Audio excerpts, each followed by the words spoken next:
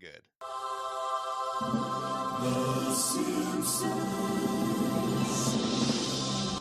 Welcome, everybody, to the We Can't Bust Heads Like We Used to, but we have our ways. One trick is to tell them stories that don't go anywhere, like the time I caught the ferry over to Shelbyville. I needed a new heel for my shoe, so I decided to go to Morganville, which is what they called Shelbyville in those days. So I tied an onion to my belt, which was the style at the time.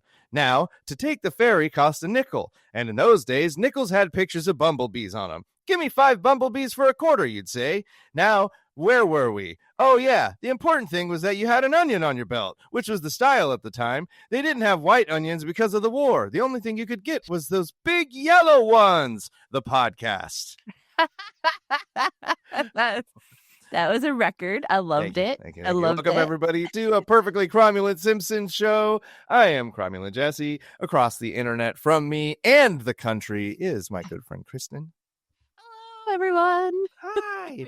We are 2 lifelong Simpsons fans sitting around talking Simpsons. You know, after that intro, it's a real deal for us. I like to say that I had that memorized off the top of my head, and it's in there mostly, but not word for word like that. So it is one of my favorite things. Have you ever seen that person who has the tattoo of it going down the banner of it's like their whole leg, and it's like bannered? And this whole thing, I'll send it to you after. We'll post it on the socials too. Yeah. I'll make a note to myself right now. But yeah, it's fantastic. Before we get too far into the episode here, you guys make sure to follow us on social media grams. We are on Instagram. We are on TikTok. We are on YouTube, all at Cromulent Show. We're trying to be like and active. subscribe and comment. Be like, hey, that was funny, or hey, you guys suck. Whatever, we don't care. Just comment. Yeah. Any comment helps the algorithm. You jerks. You guys called me jerks. I listened to the episode. Yeah. Well, and if you guys feel the need to email us, cromulent@gmail.com. I've never checked it, so we don't know what you're saying. Just kidding. So this episode today is it's a pretty good one. It is episode 21 of season 3, 8F20 production code, airing April 9th, 1992. This one is written by John Vitti, Sam Simon, and Thomas Chastain, which is not a name that I immediately recognize. No. Directed by David Silverman. And we've got a chalkboard gag of funny noises are not funny. It's true, though. And, the couch gag, I'm not sure is one we've done yet either. It's where the robbers are holding the couch. The Simpsons jump on and they bounce them.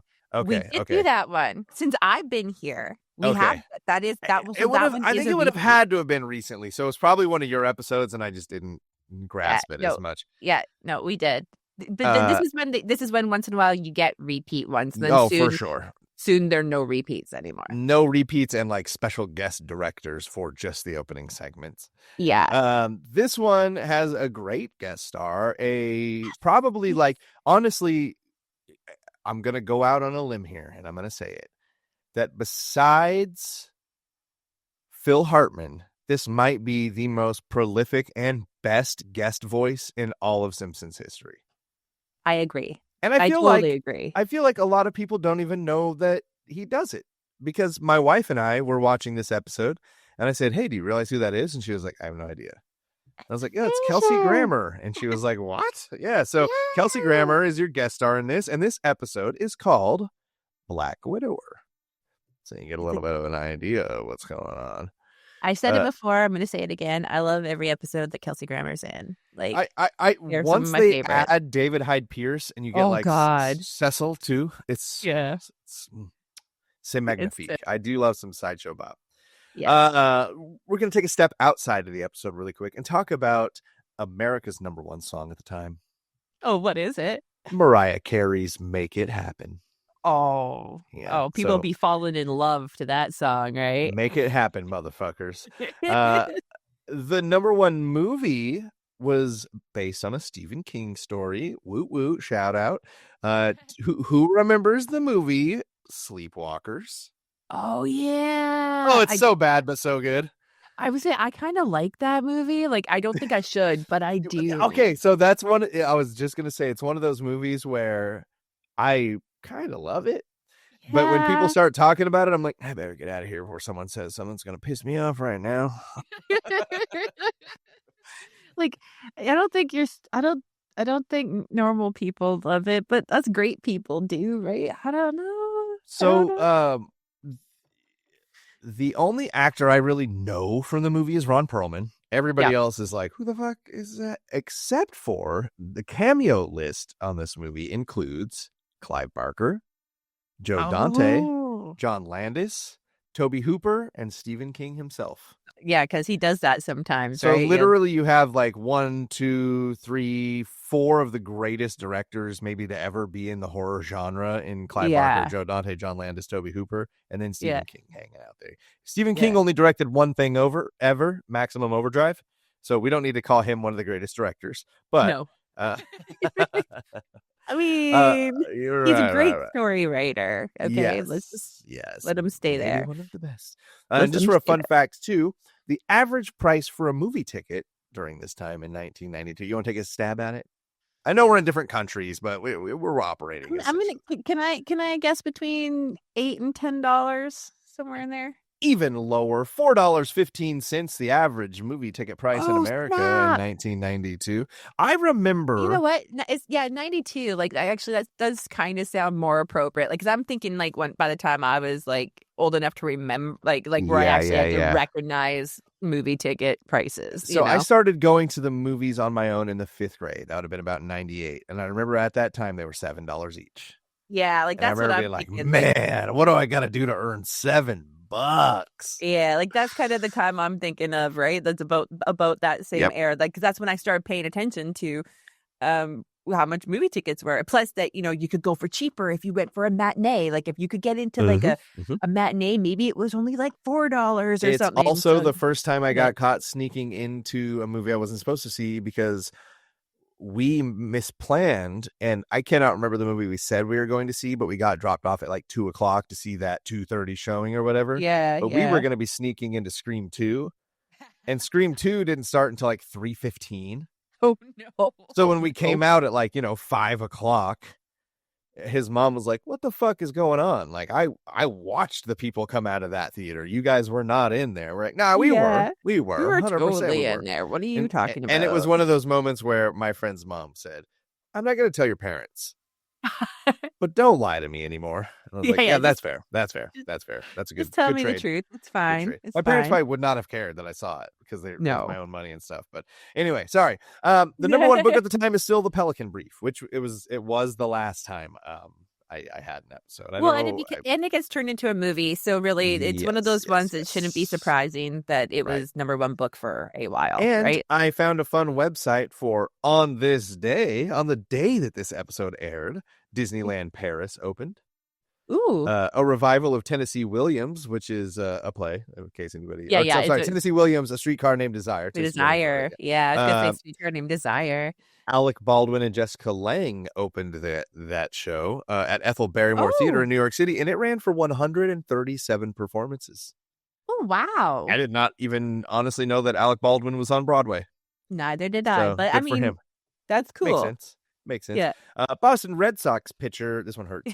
Matt Young no-hits the Cleveland Indians, but the Red Sox lose 2-1. Oh, ouch. Yeah. Ouch. That hurts you so deep. I know that one hurts you deeply too. You feel it. I mean, I was only 5 at the time, but I was probably going like, "Go Red Sox!" We didn't have satellite television, so I for sure was probably at best listening to it on the radio. Right. Okay, so let's start this episode out. Homer and the kids are sitting on the couch in what appears, it looks like when it's like one of those episodes that pops up and you're like, "Oh, they're going to church." They're not, but they are in their Sunday best.